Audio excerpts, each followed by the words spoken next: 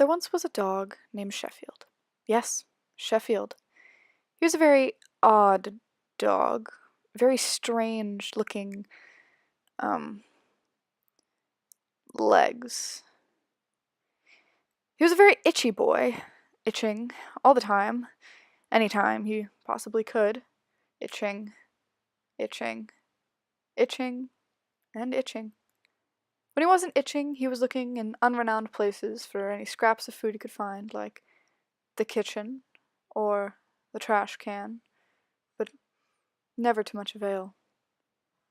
He was the world's most depressed dog. Time magazine gave him this title 2 years in a row. Aside from that, he didn't have very many accomplishments. Until one day he decided he wanted to get up. He wanted to go somewhere. So he did. He hobbled his way right into the living room and sat down and itched. But despite having his itch cured, hardly, he was still quite depressed. He lay on the living room floor, contemplating the itch, scratching his leg, trying to relieve some of the itch. He sniffed couches sometimes. They didn't smell very good, but they helped to cure some of the depression, I guess. Sheffield had a very nice bed. It was right next to the radiator, a very soft blanket. It was very warm in the winter time. He didn't like it very much, but it was a cozy place. He could have called his own.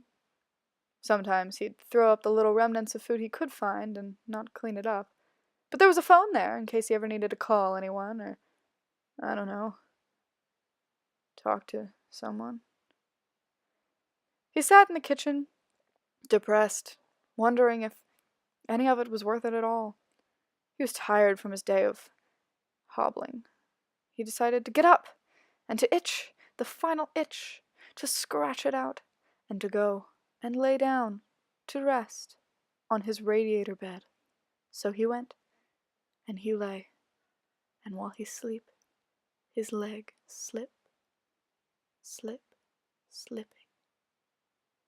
Crunk little leg.